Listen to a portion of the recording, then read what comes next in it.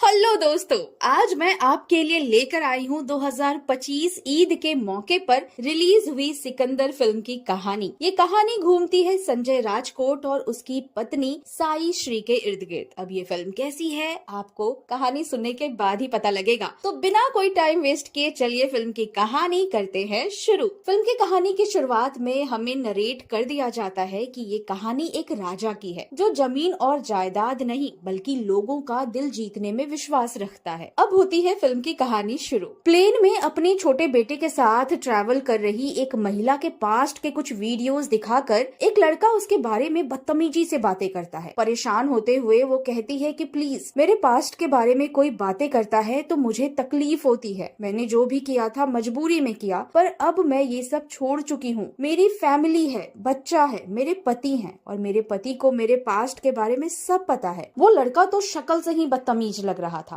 पहले तो उससे उल्टी सीधी बातें करता है, फिर किसी तरह उसके बेटे को अपने पास बिठाकर उस महिला को धमकाता है कि वो उसके बेटे को उसके वीडियोस दिखा देगा। फिर खुद उस महिला के बगल में जाकर बैठ जाता है और मेंटली हरास करने के बाद उसे फिजिकली मोलेस्ट करने की कोशिश करता है। कि इंट्रोडक्शन होता है फिल्म के हीरो सलमान खान का। सलमान खान है तो विलन की कुटाई तो अवश्य होगी। बस सलमान खान उस लड़के और उसके दो बाउंसर को भी जमकर पीटते हैं। उसके बाद वो लड़का महिला के पैरों पर गिरकर माफी मांगता है। अब हमारा इंट्रोडक्शन होता है मिनिस्टर प्रधान से, जो काफी इन्फ्लुएंशियल है। जिसे प्लेन में संजय राजकोट ने पीटा था वो मुंबई के एक मिनिस्टर प्रधान का बेटा था। प्रधान ये जानकर आग बबूला हो जाता है। बस वो संजय की जान चाहता है, इसलिए एनकाउंटर स्पेशलिस्ट प्रकाश को राजकोट भेजता है। ऑफिसर प्रकाश राजकोट पुलिस स्टेशन पहुंचकर संजय की फाइल निकलवाते हैं और देखते हैं कि पिछले 5 सालों में उसके खिलाफ 49 केसेस पेंडिंग है, लेकिन एक में भी एफआईआर नहीं दर्ज की गई है। कारण पूछने पर वहां का ऑफिसर बताता है कि उसके खिलाफ एफआईआर करना बहुत मुश्किल है। ऑफिसर प्रकाश कुछ और पुलिस ऑफिसर्स के साथ संजय राजकोट के घर पहुंचता है तो वहां एक बड़े पैलेस को देखकर हैरान होते हुए कहता है, इतने बड़े पैलेस में काम करता है, इसी वजह से संजय राजकोट में इतनी अकड़ है। तो वहां का एक ऑफिसर बताता है कि ये पूरा महल ही उनका है। राजकोट रियासत की आखिरी राजा है संजय राजकोट। ऑफिसर प्रकाश महल के अंदर पहुंचता है तो वहां उसकी मुलाकात होती है रश्मिका मंदाना यानी कि रानी साई श्री से, जो बताती है आपके आने से पहले ही संजय पुलिस स्टेशन पहुंच चुके हैं। ऑफिसर से रिक्वेस्ट करती है कि प्लीज इस बार आप कुछ कीजिए। वो हर बार किसी न किसी का मुंह तोड़कर घर आ जाते हैं, आप उन्हें कोई सबक जरूर सिखाइए। ऑफिसर प्रकाश वहाँ से निकलने लगते हैं तो रानी साई श्री कहती है, जीप से नहीं बल्कि आप हमारी गाड़ी से जाइएगा, आपकी जीप सेफ नहीं है। इस बात पर ऑफिसर कटाक्ष से मुस्कुराता हुआ बाहर तो चला जाता है, पर बाहर जाकर देखता है कि बहुत बड़ी सी भीड़ खड़ी है पर बिल्कुल शांति से, और पुलिस की जीप हो चुकी है चकनाचूर। ऑफिसर्स के लिए रानी की भेजी गाड़ी आती है और उसी में बैठकर पुलिस स्टेशन पहुंचते हैं। तो वहां पर सीनियर ऑफिसर्स प्रकाश से कहते हैं कि आपको संजय के महल में जाने से पहले किसी सीनियर से बात कर लेनी चाहिए थी, ये बहुत ही सेंसिटिव मामला है। गुस्से में ऑफिसर प्रकाश कहता है कि मुझे नहीं पता था, यहाँ पर लॉ एंड ऑर्डर नहीं बल्कि राजाओं की हुकूमत ही अब तक चलती है। जब ऐसा ही है तो हम ऑफिसर्स किस लिए हैं? भीड़ को हटाने के लिए सीनियर ऑफिसर संजय राजकोट को अपने महल वापस जाने के लिए कहते हैं। जाने से पहले ऑफिसर प्रकाश ये कहता है कि मंत्री के बेटे को पीटने का ये मामला यही नहीं खत्म होने वाला है। संजय के निकलते ही रानी साई श्री ऑफिसर प्रकाश को फोन करती है और कहती है कि मुझे लगा था कम से कम आप तो उन्हें कुछ सबक सिखाएंगे। ऑफिसर प्रकाश कहता है कि भीड़ को बुला लेने से इस बार तो वो बचकर निकल गया, पर कभी न कभी अकेले में घसीट कर उसे लाऊंगा जरूर। रानी साई श्री जवाब देती है कि ये जो सपना आप और आपके मिनिस्टर देख रहे हैं ना, ये कभी पूरा नहीं होने वाला है। संजय राजकोट और उसकी पत्नी रानी साई श्री एक शादी में जाते हैं। ऑफिसर प्रकाश यहाँ भी छुपकर संजय राजकोट पर नजर रखे हुआ था। यहाँ भी इतनी भीड़ और संजय राजकोट की इतनी पॉपुलैरिटी देखकर वो अपने साथ के ऑफिसर से पूछता है कि आखिर ऐसा क्यों है। तो वो बताता है कि संजय राजकोट ने अपनी ढेर सारी जमीन बेघर लोगों के नाम कर दी, कई सारे सोलर पैनल्स लगवाए, अस्पताल खुलवाए और हर वक्त अपने लोगों की मदद करते हैं। इसी वजह से वो यहाँ के राजा हैं। प्रकाश के साथ वाला ऑफिसर चुपके से रानी साई श्री को ये सारी इन्फॉर्मेशन दे देता है कि शादी से निकलने के बाद रास्ते में संजय राजकोट पर कुछ गुंडे हमला करने वाले हैं। रानी साई श्री कोशिश करती है कि संजय अकेला न जाए, पर संजय ये कहते हुए कि रानी क्या उस पर भरोसा नहीं करती है, रानी के साथ अकेले ही निकल जाता है। पर रानी किसी किसी तरह संजय को बातों में फंसाकर चुपचाप अपने लोगों को मैसेज कर देती है तैयार रहने के लिए, और साथ ही अपना लाइव लोकेशन भी शेयर कर देती है। इससे पहले कि संजय के लोग पहुंचते, रेलवे ट्रैक के पास सुनसान जगह पर कुछ गुंडे संजय पर हमला कर देते हैं। संजय तो हमारा हीरो है, वो भी उन सभी की अच्छे से पिटाई करता है। सारे गुंडे वहाँ से भाग जाते हैं कि तभी कुछ लोग आते हैं और उनके हाथों में बंदूकें होती है, पर वो लोग गुजरती ट्रेन के पीछे बहुत सारे लोगों को बंदूक लिए हुए देखते हैं और वो भी डरकर संजय राजकोट को बिना कोई नुकसान पहुंचाए वहाँ से चले जाते हैं। संजय राजकोट पीछे पलट कर देखते हैं तो देखते हैं कि ट्रेन तो जा चुकी है और ट्रेन के उस पार भी कोई नहीं है, यानी कि सारे लोग छुप गए थे। रानी साई श्री भी सोने का नाटक कर रही थी, जैसे उसे तो कुछ पता ही नहीं है। संजय की पर्सनल लाइफ की बात करें तो संजय ज्यादातर अपने काम में ही खोया खोया रहता था, इतना कि उसे अपनी पत्नी के लिए भी टाइम नहीं मिलता। इस पर साई श्री की असिस्टेंट कहती भी है कि आपको बुरा नहीं लगता। साई श्री जवाब देती है कि वो बहुत लकी है कि उसे संजय जैसा पति मिला है। संजय को तो शादी भी नहीं करनी थी, लेकिन उसकी बेइज्जती होता देख उसने एक पल में ही शादी करने का फैसला ले लिया। संजय और उसकी उम्र में फासला जरूर है, लेकिन उनकी सोच बिल्कुल एक जैसी है। संजय ने उसे सब कुछ दिया है सिवाय वक्त के। इधर मिनिस्टर प्रधान के बेटे अर्जुन का प्लेन वाला वो वीडियो जिसमें अर्जुन उस औरत के पैरों में बैठकर माफी मांग रहा है, वायरल हो जाती है। अर्जुन कहता है कि अब उससे कोई भी नहीं डरेगा, पर मिनिस्टर प्रधान कहते हैं कि डरेंगे, सब डरेंगे, बस तुम एक बार उस इंसान का सिर काटने वाली वीडियो डाल दो, फिर लोग तुमसे और ज्यादा डरेंगे। दूसरी तरफ रानी साई श्री बहुत खुश होती है क्योंकि वो माँ जो बनने वाली थी, ये खबर वो संजय को बताने के लिए जगाती ही है कि संजय अपने खदान के मैनेजर रमेश की आवाज सुनकर कमरे से बाहर निकलता है। वो इतनी रात को ये बताने के लिए आया था कि पिछले दिनों एक आदमी उसके खदान पर आया था और उससे कहा कि उसका भी खदान का ही धंधा है, जिसके लिए उसे 50 किलो बारूद चाहिए, बदले में वो उसे 2 लाख रुपए देगा। रमेश ने लालच में आकर 50 किलो बारूद उस आदमी को दे दिया, लेकिन बारूद लेने वाला खदान का मालिक नहीं था बल्कि कोई टेररिस्ट था और उसने 2 दिन पहले ही इस बारूद से पंजाब में ब्लास्ट किया है। संजय गुस्से में रमेश को एक थप्पड़ मारते हैं और कहते हैं कि तुम्हारी जरा सी लालच के लिए न जाने कितनी जाने चली गई। रानी साई श्री एक पुलिस ऑफिसर को फोन करती है तो वो कहता है कि मैं बस आपको ही फोन करने वाला था, ये बताने के लिए कि अगर आपके खदान के मैनेजर ने ये गवाही दे दी तो पंजाब ब्लास्ट वाला मामला और भी स्ट्रॉन्ग हो जाएगा। लेकिन बड़ी खबर तो ये थी कि पंजाब से कुछ लोग खदान के मैनेजर को मारने के लिए आ रहे हैं। ये बात पुलिस स्टेशन तक तो पहुंच चुकी है, लेकिन पुलिस स्टेशन में एक बहुत बड़ी प्लानिंग चल रही है। प्लानिंग के तहत खदान के मैनेजर को मार दिया जाएगा, जिससे ये केस सीधा संजय राजकोट पर आ जाएगा। मामला सीरियस है तो उसे अरेस्ट करना ही पड़ेगा और ऑफिसर प्रकाश यही तो चाहता है ताकि कस्टडी में ही वो संजय की जान ले सके। ये उसका पुराना रिकॉर्ड रहा है। संजय राजकोट यानी कि राजा साहब वहाँ से अपने मैनेजर को बचाने के लिए निकलते हैं और पीछे से रानी साई श्री भी पहुँचती है। खदान के मैनेजर को तो बचा लिया जाता है, पर वहाँ पर एक ब्लास्ट होता है। संजय की भी जान इस ब्लास्ट में चली जाती अगर एन वक्त पर रानी साई श्री संजय को अपने पास न बुला लेती। अब रानी साई श्री संजय को वहाँ से जाने के लिए कहती है और साथ ही कहती है कि 2 दिनों के लिए संजय को लेकर आप लोग कहीं छिप जाइए, क्योंकि आज शुक्रवार है, शनिवार और रविवार कोर्ट बंद है, तो सोमवार को सीधे कोर्ट में ही संजय को पेश होना है क्योंकि संजय की जान को खतरा है। संजय के जाते ही हम देखते हैं कि रानी साई श्री के पेट से खून निकल रहा है। गाड़ी में बैठते ही रानी साई श्री संजय से कहलवाती है कि उसे कुछ बात करनी है, पर संजय हमेशा की तरह इशारा करता हुआ कहता है कि वो बाद में बात कर लेगा फोन पर। हमें इतना तो समझ आ चुका है कि रानी साई श्री किसी भी कीमत पर संजय को कुछ भी नहीं होने देना चाहती और वो हर मौके पर उसकी सुरक्षा करती है। संजय का असिस्टेंट अमर रानी साई श्री को लेकर हॉस्पिटल पहुंचता है और संजय से झूठ कहता है कि रानी को बस थोड़ी सी चोट लगी है, जिसके लिए उसे अस्पताल लाया गया है, पर मामला असल में बहुत गंभीर होता है। अगले दिन भी साई श्री की हालत अच्छी नहीं रहती, पर इसके बावजूद अमर संजय को कहता है कि रानी बस अभी थोड़ी कमजोर है, जिसके लिए उसे 2 से 3 दिन अस्पताल में ही रुकना होगा, पर चिंता की कोई बात नहीं है। सोमवार का दिन आता है, संजय कोर्ट में पेश होता है। यहाँ का मामला तो अभी के लिए ठीक ही लग रहा था, लेकिन कोर्ट से जैसे ही संजय निकलता है उसे पता लगता है कि रानी साई श्री अब इस दुनिया में नहीं रही। वो रोता हुआ हॉस्पिटल पहुँचता है, पर अब तक बहुत देर हो चुकी थी। संजय के पास कभी इतना भी टाइम नहीं था कि वो रानी साहब के भेजे हुए मैसेजेस को चेक करे या उसके वॉइस मैसेजेस को सुने या रानी के बारे में कुछ भी पता रखे। वो हमेशा उससे कहता था कि जिंदगी बहुत बड़ी है, तुम्हारे लिए मैं वक्त तो निकाल ही लूंगा, पहले मैं अपने लोगों के लिए काम कर लेता हूँ। रानी के असिस्टेंट के कहने पर जब रानी साहिबा के मैसेजेस को संजय चेक करता है तो उसे पता लगता है कि रानी प्रेग्नेंट थी। संजय इमोशनल होकर अपने असिस्टेंट अमर से कहता है कि अब तक वो यही सोचता रहा था कि पूरी जिंदगी पड़ी है रानी के पसंद नापसंद को समझने के लिए, रानी को जानने के लिए, पर उसे अब समझ आ रहा है कि उससे गलती हो चुकी है। अपनों को कभी भी फॉर ग्रांटेड नहीं लेना चाहिए। संजय रानी साहिबा के कुछ दोस्तों से मिलते हैं जो लॉ कॉलेज में रानी के साथ थे। वो बताते हैं कि रानी एक बहुत बड़ी लॉयर बनना चाहती थी, पर पता नहीं फिर अचानक क्या हुआ, उसने संजय से शादी कर ली, अपने सपनों को भूल गई और एक होम मेकर बन गई। इस बात पर संजय अमर से कहता है कि काश मैं चला जाता, कम से कम मेरा वंश तो आगे बढ़ता, मेरी रानी साहिबा एक बहुत बड़ी लॉयर बन जाती। पर अब मुझे समझ नहीं आ रहा कि मैं क्या करूं, मेरे जीवन का लक्ष्य क्या है। तभी एक आदमी रानी साहिबा के ऑर्गन डोनेशन सर्टिफिकेट को लेकर आता है। दरअसल रानी साहिबा ने अपने सारे ऑर्गन्स डोनेट कर दिए थे। ऑर्गन डोनेशन के फॉर्म को देखकर संजय बहुत रोता है और थोड़ा शांत होने के बाद डॉक्टर को फोन करता है साई श्री के ऑर्गन डोनेशन की डिटेल्स के लिए। डॉक्टर बताते हैं कि मुंबई के 3 लोगों को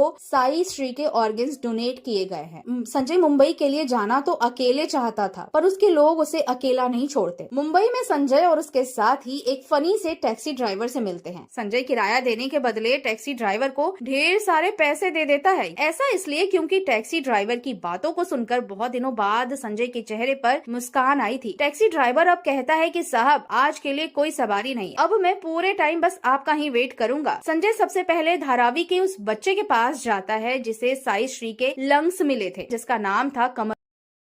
कमर बहुत ही कमाल का बच्चा है, बात करने में इतना शातिर कि किसी का दिन ही बना दे, पर उसके पास उसका अपना कहने के लिए कोई भी नहीं था। जन्म लेते ही उसके मम्मी पापा ने उसे प्लेटफॉर्म पर फेंक दिया था। वहीं के एक चाचा ने कमर का एडमिशन स्कूल में करा दिया था। फिर एक दिन कमर बीमार हुआ और पता लगा कि उसके फेफड़े खराब हो चुके थे। फिर किसी ने उसे फेफड़े डोनेट किए और कमर के फेफड़े फिर से काम करने लगे। ये सारी बातें बताते हुए भी कमर बिल्कुल खुश था। संजय सभी बच्चों को कपड़े दिलाने के लिए लेकर जाता है, फिर खाना भी खिलाता है। ये सारे के सारे बहुत ही अच्छा वक्त बिताते हैं, बहुत ही खुशनुमा माहौल होता है। जब ये सारे लोग धारावी वापस आते हैं तो वहाँ मेडिकल कॉलेज के कुछ स्टूडेंट्स आए थे, जिनमें से एक लड़की जाकर कमर को डांटने लगती है। कहती है तुम्हें अभी कुछ दिनों के लिए आराम करने के लिए कहा था ना, तो बाहर क्यों गए? कमर खुश होते हुए जवाब देता है ऑफर ही इतना तगड़ा था कि ठुकरा ही नहीं पाया। संजय उनसे पूछता है कि आप लोग यहाँ कैसे? तो वो बताते हैं कि वो पास के मेडिकल कॉलेज के स्टूडेंट्स हैं, उनसे जितना हो पाता है वहाँ के लोगों की मदद करते हैं। इस जगह के लगभग सभी लोगों के फेफड़ों में समस्या है। कारण पूछने पर कहते हैं कि आपने शायद इस जगह को अभी पूरी तरह से देखा नहीं है। एक लड़की संजय और उसके साथियों को पूरी जगह दिखाती है और बताती है कि यहाँ पर हर तरह के वेस्ट को जलाया जाता है, जिसके धुएं की वजह से इन लोगों के लंग्स खराब हो रहे हैं। दरअसल यूएस के एक बड़े से मॉल को मुंबई की एक बड़ी सी जमीन चाहिए थी। मुंबई के एक मिडिल मैन ने ये जगह सजेस्ट की और उन्होंने करीब आधी जमीन खरीद ली और वहाँ परमिशन लेकर कचरा जलाना शुरू कर दिया। कचरे के धुएं से परेशान होकर बहुत सारे लोगों ने अपनी जमीन बेच दी, जिसकी वजह से उन्हें और भी ज्यादा जमीन मिल गई। अब बस 10 एकड़ जमीन बची है, जिसे बेचते ही ये पूरी जमीन मेन रोड से कनेक्ट हो जाएगी और फिर ये पूरी की पूरी बस्ती हमेशा हमेशा के लिए खत्म हो जाएगी। संजय कहते हैं कि जो 10 एकड़ जमीन है वो किसी भी तरह से अब हमें खरीदनी है। अब संजय और उसके साथी पहुंचते हैं वैदेही के पास। वैदेही को साई श्री की आंखें मिली थी। वैदेही अपने 2 बच्चों, सास ससुर और अपने पति के साथ रहती है। जब ये लोग वैदेही के घर पहुंचते हैं तो घर के मालिक अप्पा दरवाजा खोलते हैं। अप्पा एक बहुत ही खड़ूस और पुराने सोच वाले आदमी हैं, जो उन लोगों को दरवाजे पर ही फटकारने लगते हैं कि हमने मंगलसूत्र और कान की बाली बेच कर नहीं खाई है, जरूरत पड़ी तो गिरवी रखी, उसे छुड़ा भी लेंगे। पर संजय को तो वैदेही से मिलना था, तो वो घर की तारीफ करते हुए घर के अंदर पहुंच जाते हैं और फिर वैदेही को देखते हैं। वैदेही की आंखें देखते ही संजय को अपनी पत्नी रानी साई श्री की याद आ जाती है। दरअसल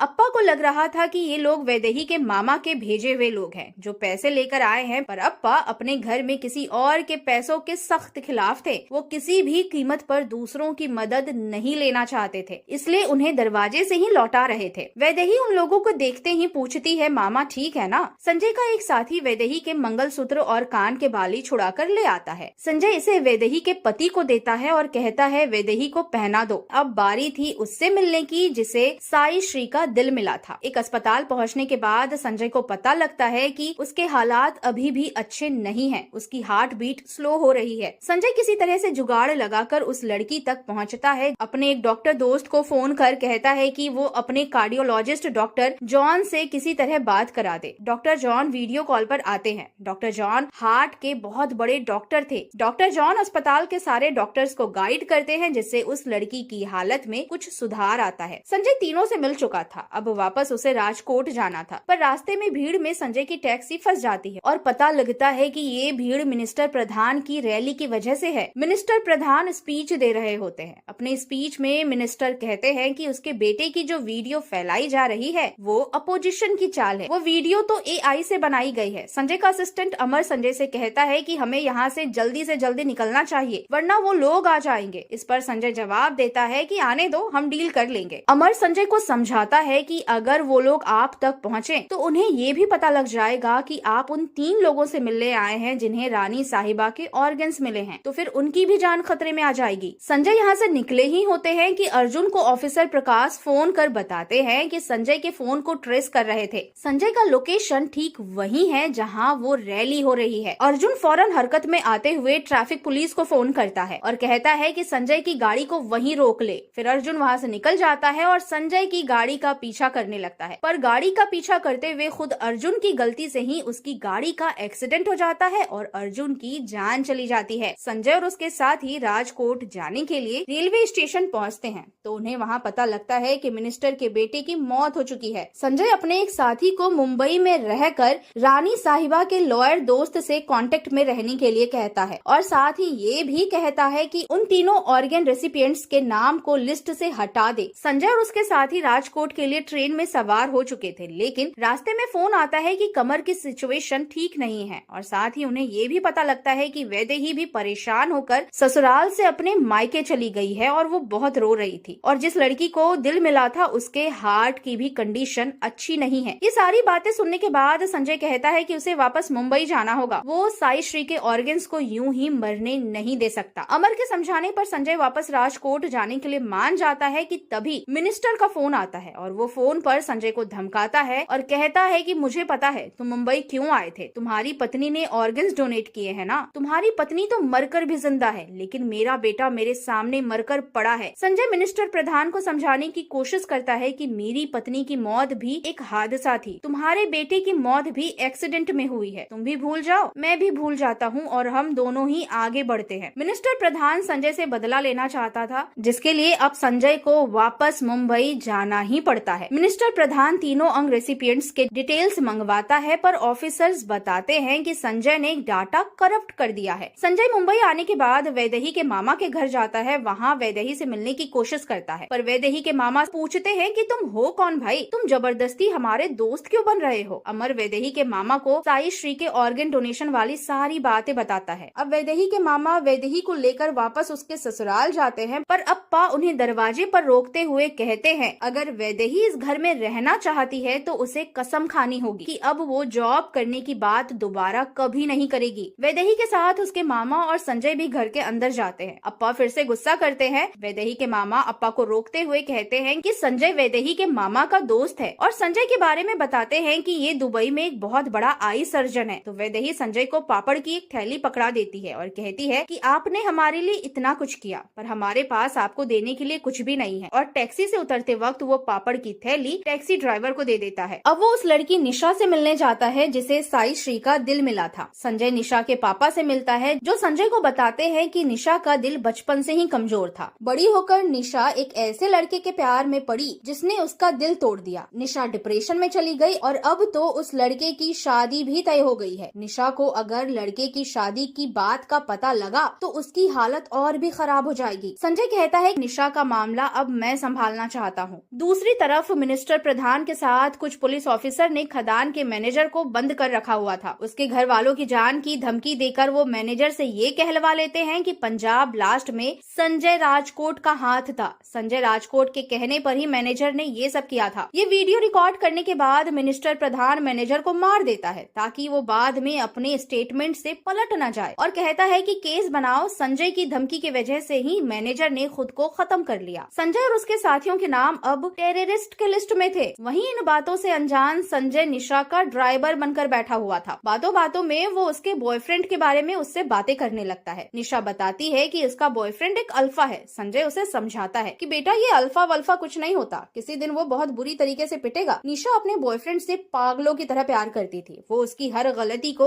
अल्फा कहकर टाल देती थी। निशा अपने बॉयफ्रेंड से मिलने के लिए पहुंचती है, पर संजय कहता है कि तुम रुको, पहले मैं देख कर आता हूँ। आज निशा का बॉयफ्रेंड अपने अंकल के साथ जिम आया था। उसके अंकल पुलिस में थे। संजय पहले तो जाकर निशा के बॉयफ्रेंड को समझाने की कोशिश करता है कि अभी अभी उसका हार्ट ट्रांसप्लांट हुआ है, तो उसे तंग मत करो। इस पर उसका बॉयफ्रेंड जवाब देता है कि तबीयत तुम्हारी परेशानी है, मैं क्यों उसमें घुसूं। कमर के बच्चे से पर चंचल मन को अब लगने लगा था कि संजय ही उसका असली बाप है, तभी तो वो इसका इतना ध्यान रखता है। संजय और उसके साथियों को अब पुलिस हर जगह ढूंढ रही है। संजय और उसके साथी ऑफिसर प्रकाश के घर पहुंचकर ऑफिसर प्रकाश की अच्छी कुटाई करते हैं और वहां से उसे कुछ ज्ञान देकर निकल जाते हैं। अगले दिन वो मिलते हैं टैक्सी ड्राइवर से, जो कि संजय को बताता है कि वैदेही के दिए पापड़ को उसने एक पैसेंजर को दे दिया, जिसे खाकर वो बहुत खुश हुआ और अब वो 1-2 किलो और की डिमांड कर रहा है। ये बताने के लिए वो वैदेही के घर पहुंचता है तो देखता है कि वहाँ बहुत भीड़ इकट्ठी हुई है। वैदेही ने खुद को ही खत्म करने की कोशिश की थी। अप्पा वैदेही को नौकरी नहीं करने दे रहे थे और घर के हालात अच्छे थे नहीं। इन्हीं हालातों से परेशान होकर वैदेही इतनी मजबूर हो गई कि वो खुद को खत्म करने का फैसला कर लेती है। संजय वैदेही को जिंदगी का महत्व समझाकर वहाँ से निकल जाता है और अमर से कहता है कि अगर यहाँ पर रानी साहिबा होती ना, तो इन सारी औरतों की परेशानी वो चुटकी में हल कर देती। कि टैक्सी ड्राइवर का फोन कॉल आता है, जिस पर उसका कोई पैसेंजर उसे पापड़ की डिमांड कर रहा था। लेकिन संजय कहता है कि ये तो अच्छा आइडिया है, क्यों ना वैदेही पापड़ का बिजनेस शुरू कर दे। वैदेही का तो प्रॉब्लम सॉल्व हो गया था, अब बचा था धारावी का। संजय अपने साथियों के साथ धारावी के जमीन को बेचने वाले उस मिडिल मैन के पास पहुंचता है। उसे धमकाकर पैसों का लालच देकर वो सारी जमीन संजय खरीद लेता है। संजय वैदेही के घर पहुंचता है तो अप्पा अकड़ में कहते हैं कि अब तो इनका बिजनेस भी चल पड़ा है, अब वैदेही के पास रोने की कोई वजह नहीं, तो अब तुम्हें भी यहाँ आने की कोई जरूरत नहीं है। तभी वैदेही के दोनों बच्चे आते हैं। संजय यूं ही उन बच्चों से पूछता है कि बताओ तुम्हें सबसे ज्यादा अच्छा कौन लगता है, पर बच्चे तो मासूम हैं, वो सबका नाम लेते हैं, यहाँ तक कि संजय का भी, पर अप्पा का नाम नहीं लेते। बच्चों के इस मासूम जवाब से अप्पा को अब ये समझ आ रहा था कि कहीं न कहीं अप्पा की कोई तो गलती है। संजय उन्हें समझाता है और फिर अप्पा उठकर अपने कमरे में चले जाते हैं और बाहर आकर खुशी खुशी घर के पेपर्स रखते हुए कहते हैं, इन पेपर्स पर लोन लो और बिजनेस को आगे बढ़ाओ और जहाँ मर्जी हो जाओ। ऑफिसर प्रकाश किसी तरह से उन ऑर्गन रेसिपिएंट्स का नाम निकलवा लेता है। अब मिनिस्टर उन लोगों के जान के पीछे लग जाता है। दूसरी तरफ वैदेही के पति अपने दोस्त के साथ एक रिपोर्ट लिखवाने के लिए पुलिस स्टेशन पहुँचते हैं, तो वहाँ संजय और उसके साथियों के नाम का पोस्टर देखकर वो पोस्टर लेकर घर पर आते हैं और अपने घर वालों से कहते हैं कि ये कोई मसीहा नहीं बल्कि ये तो एक टेररिस्ट है। ये सुनकर सभी भौचक्के रह जाते हैं। उधर कमर की हालत भी बहुत खराब थी, पर वो हॉस्पिटल जाने से मना कर रहा था। वो कह रहा था कि मैं अकेले ही क्यों हॉस्पिटल जाऊं, यहाँ तो सभी बीमार हैं, सबको लेकर चलो वरना मैं भी नहीं जाऊंगा। संजय सभी पेशेंट का इंतजाम कर निशा के पास पहुँचता है। निशा का बॉयफ्रेंड वहाँ आया हुआ था और निशा संजय से ही लड़ने लग जाती है। इस पर संजय का एक साथी बताता है कि आपके पास जो दिल है ना, वो हमारी रानी साहिबा का है। रानी और संजय की कहानी सुनकर निशा इमोशनल हो जाती है। उधर वैदेही के घर वाले भी संजय के टेररिस्ट होने की खबर को सुनकर परेशान थे। वो वैदेही के मामा को फोन करते हैं। वैदेही के मामा उन लोगों को आकर संजय की सारी सच्चाई बता देते हैं। उधर कमर की बीमारी बढ़ती ही जा रही थी। वो अपनी बीमारी से परेशान गुस्से में संजय के बारे में उल्टी सीधी बातें किए जा रहा था कि अगर संजय, जिसे कि वो अपना बाप समझ रहा था, उसे कचरे में फेंक कर नहीं जाता तो आज उसे ये बीमारी लगती ही नहीं। ये सुनकर अमर से रहा नहीं जाता। वो कह देता है, संजय राजा है, वो तुम्हारे बाप नहीं है। वो कमर से भी उसकी सारी सच्चाई बता देता है। मिनिस्टर प्रधान को इन तीनों के बारे में सारी जानकारी मिल गई थी। वो लोग कमर को ढूंढने के लिए धारावी पहुंचते हैं, पर वहाँ उन्हें कमर नहीं मिलता। अब वो वैदेही को ढूंढते हैं। वैदेही के पति का दोस्त फोन कर बताता है कि वैदेही का कुछ लोग पता पूछ रहे हैं। उन्हें ये समझते देर नहीं लगती कि वैदेही की जान खतरे में है। वो लोग वैदेही और सारे परिवार को लेकर अस्पताल के लिए निकल जाते हैं। निशा भी संजय के साथ कमर को देखने के लिए अस्पताल अपनी बहन के साथ आई हुई थी। निशा की बहन फेसबुक लाइव पर पूरी दुनिया को बताना चाहती थी संजय की कहानी और उसकी इंसानियत के बारे में। कमर की हालत तबीयत में सुधार बिल्कुल नहीं आ रहा था। इसलिए संजय ने दुबई से डॉक्टर को बुलाया था। इधर मिनिस्टर प्रधान के हाथ तीनों में से कोई भी नहीं लगता। तभी ऑफिसर प्रकाश फोन पर बताता है कि निशा का फोन इंदिरा हॉस्पिटल में है और वहाँ से वो फेसबुक लाइव कर रही है। मिनिस्टर प्रधान अपने आदमियों से कहते हैं कि वैदेही के घर के पास कोई इंदिरा हॉस्पिटल है क्या, तुम वहाँ जाओ, वैदेही तुम्हें वहीं मिलेगी। सारे गुंडे इंदिरा हॉस्पिटल पहुँचते हैं, लेकिन संजय और उसके साथी मिलकर सभी के छक्के छुड़ा देते हैं। फेसबुक लाइव की वजह से संजय की कहानी अब मीडिया तक भी पहुँच चुकी थी। ऑफिसर प्रकाश अपने घर वालों के साथ बैठकर ये खबर टीवी पर देखता है तो उसे अपनी गलती का एहसास होता है। संजय बहुत कोशिश कर रहा था, लेकिन बावजूद इसके वो कमर की तबीयत में कोई सुधार नहीं ला पा रहा था। वो अमर से कहता है कि मेरी सारी कोशिशें बेकार है। संजय गुस्से में कहता है कि भगवान ऐसा कभी नहीं कर सकते, ये तो मिनिस्टर प्रधान की चाल है। वो सभी मिनिस्टर प्रधान के घर पहुंचते हैं और वहां पर अब मिनिस्टर प्रधान के छक्के छुड़ाए जाते हैं। बेचारा मिनिस्टर प्रधान कहता है कि तुम कितनी भी कोशिश कर लो, कमर नहीं बचेगा। तुम्हारी बीबी के तीनों ऑर्गन्स को मैं खत्म करके ही मानूंगा। अब संजय से बर्दाश्त नहीं होता और वो मिनिस्टर प्रधान की अच्छे से धुलाई करता है। यहाँ से निकलने के बाद वो अस्पताल पहुँचते हैं और वहाँ उन्हें पता लगता है कि कमर का ऑपरेशन सक्सेसफुल रहा है। सभी खुशियाँ मना रहे थे कि तभी वहाँ ऑफिसर प्रकाश पहुँचता है और कहता है कि ऊपर से ऑर्डर्स आए हैं। तुमने कल रात मिनिस्टर के घर पर तोड़फोड़ की थी, जिसकी वजह से तुम्हें अब अरेस्ट करना ही होगा। पर साथ ही ऑफिसर प्रकाश संजय से सॉरी भी कहता है। प्रकाश उसे हथकड़ी लगाकर बाहर लाता है तो देखता है कि बाहर तो बहुत भीड़ इकट्ठी है। वो कहता है राजकोट के लोग यहाँ कैसे? टैक्सी ड्राइवर बोल पड़ता है कि ये राजकोट के नहीं, मुंबई के लोग हैं। मजबूरन पुलिस को वहाँ से हटना ही पड़ता है और ये फिल्म यहीं हो जाती है खत्म, इस नरेशन के साथ कि असली सिकंदर वो है जो लोगों के दिल पर राज करता है। दिल जिसका भी हो, जहाँ भी हो, धड़कते रहेंगे अपने सिकंदर के लिए। तो दोस्तों, ये थी आज की कहानी। आप जरूर बताइएगा कि आपको मेरी एक्सप्लेनेशन कैसी लगी। जैसी भी लगी हो, कमेंट सेक्शन आपके लिए हमेशा